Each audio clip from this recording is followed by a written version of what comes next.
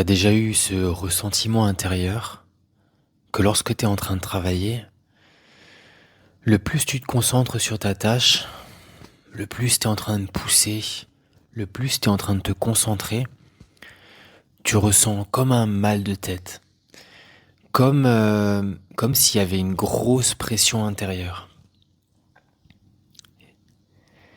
comme si ton corps était en train de te parler. Et je sais que ce que je vais te dire, c'est pas forcément agréable ou ça n'apporte pas de satisfaction, mais en tout cas, c'est un bon indicateur par rapport à la vie. C'est comme si ton corps était en train de te dire, allô, la tâche que tu es en train de faire maintenant, ce que tu es en train de faire maintenant, ça n'est pas ton plein potentiel. Ce que tu fais va peut-être t'être utile parce que ton intellect, ton mental, a jugé que cela te serait utile, mais dans l'accomplissement de tes désirs les plus élevés, dans l'accomplissement de tes expériences de vie qui te seront les plus profitables et donc qui t'apporteront le plus de satisfaction, ce que tu es en train de faire ne fait pas partie de ces désirs essentiels, de ces expériences essentielles à ta vie, à toi. Et je sais que c'est pas forcément agréable à écouter, même moi, quand j'exécute des tâches de temps en temps, des tâches comme monter mes podcasts, comme éditer mes vidéos, faire de la logistique en fait avec mon ordinateur, c'est quelque chose que j'aime faire intellectuellement, mais en tout cas en termes de ressenti dans mon corps, je ressens comme une tension intérieure, une forme de résistance. Ça chauffe dans ma tête, et il y a, comme qui dirait, une tension à l'intérieur, même si elle est petite, qui se crée. Et toi qui écoutes ce podcast, tu vas peut-être te dire, oui, effectivement, pour nous les êtres humains, c'est pas bon de travailler trop longtemps sur des outils tels que les ordinateurs, les téléphones ou peu importe. Oui et non. Moi, je connais des personnes avec qui je travaille et je pense que c'est vraiment leur prédilection que de travailler sur des ordinateurs ou sur des outils en tout cas. Sur des outils tels que des téléphones, des enregistreurs, enfin peu importe. Parce qu'en fait, quand eux sont en train de travailler là-dessus, le temps n'existe plus. Ils tirent une réelle satisfaction dans le moment présent lorsqu'ils sont en train d'accomplir cette tâche. Et moi, je trouve que c'est ça qui est merveilleux. Parce que ça veut dire qu'en fin de compte, sur Terre, chaque être humain a des désirs qui lui sont spécifiques.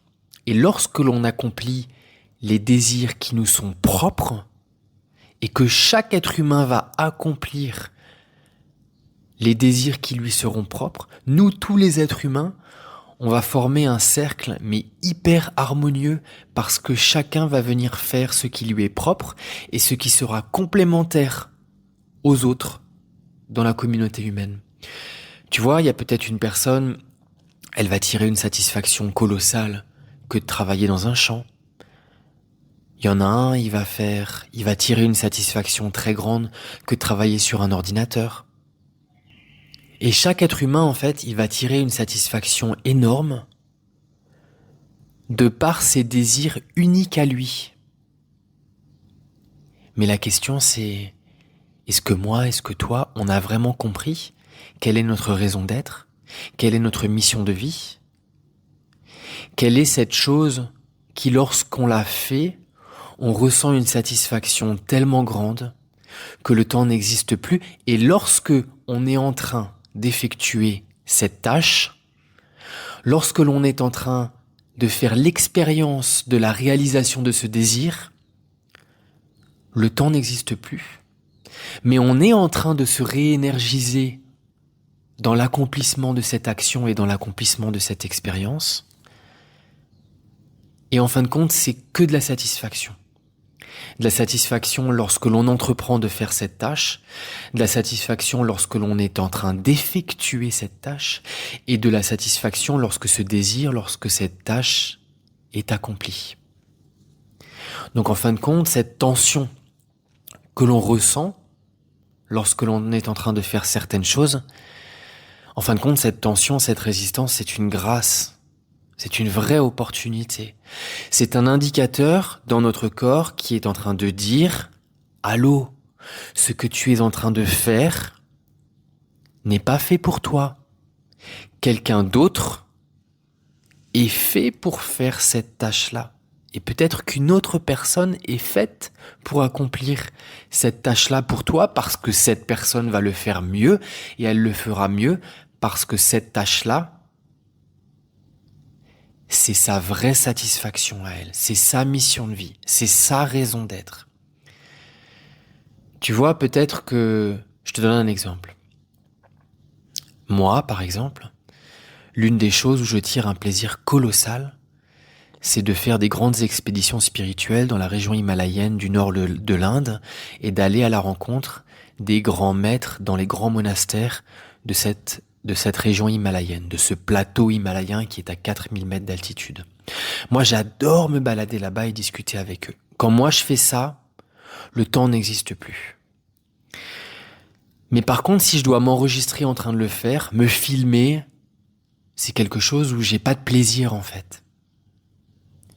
Mais je ressens un grand bonheur que de le partager avec les autres pour que ma communauté, mes amis, les gens qui m'entourent puissent bénéficier en fait de ce voyage. La vie est peut-être en train de me dire, filmer ton voyage, l'enregistrer, le partager sur les réseaux sociaux, ça n'est pas fait pour toi. Mais c'est peut-être fait pour une autre personne qui pourra t'accompagner et qui, elle, c'est sa prédilection à elle que de t'accompagner dans ce voyage pour te filmer, pour t'enregistrer. Et alors après, il y aura encore peut-être une autre personne pour qui ce sera la raison d'être et la mission de vie, que d'éditer la vidéo, que d'éditer ce voyage et de le partager sur les réseaux sociaux pour que les autres puissent le visualiser. Et etc., etc. C'est pour ça que c'est tellement important. Moi, je partage tout le temps ce message.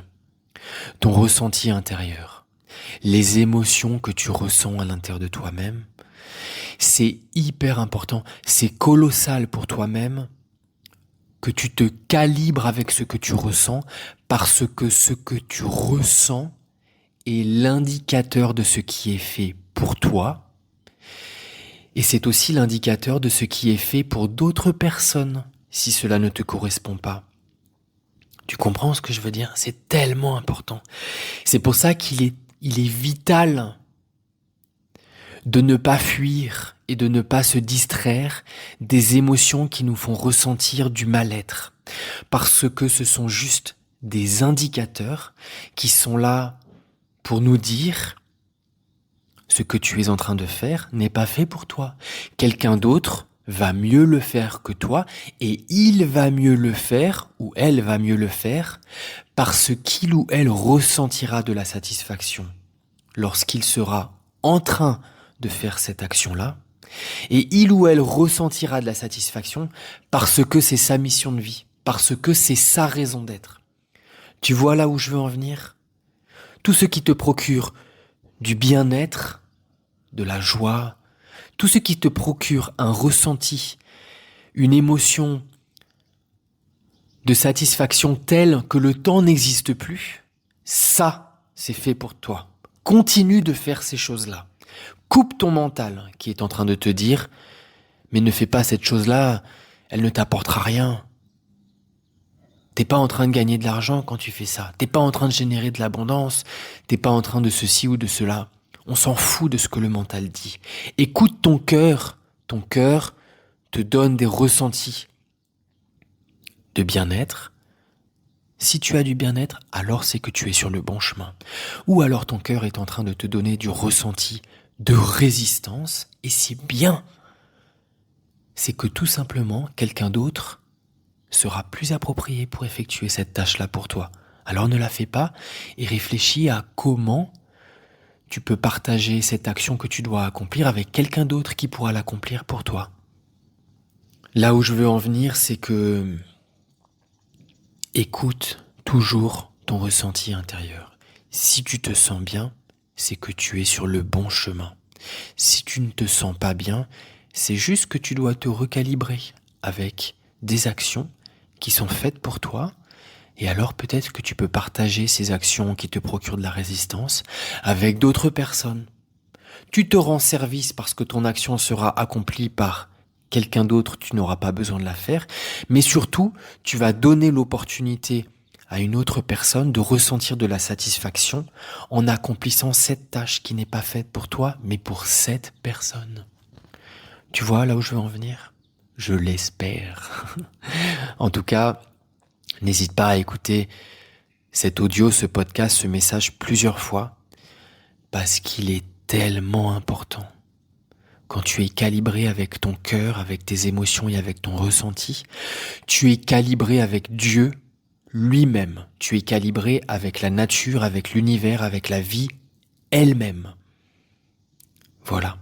Écoute-toi. N'écoute jamais les autres. N'écoute même pas les retranscriptions des livres les plus saints. N'écoute pas ce qui est extérieur à toi-même. Écoute ton ressenti. Ton ressenti, c'est le message de la divinité qui est à l'intérieur de toi-même, divinité qui n'est rien d'autre que toi-même. Voilà. C'est terminé pour aujourd'hui. Je t'envoie plein d'amour. Et si tu le souhaites, tu peux rejoindre ma communauté WhatsApp ou tout simplement ma communauté en allant sur mon site internet olivierhirion.com. Je t'envoie plein d'amour.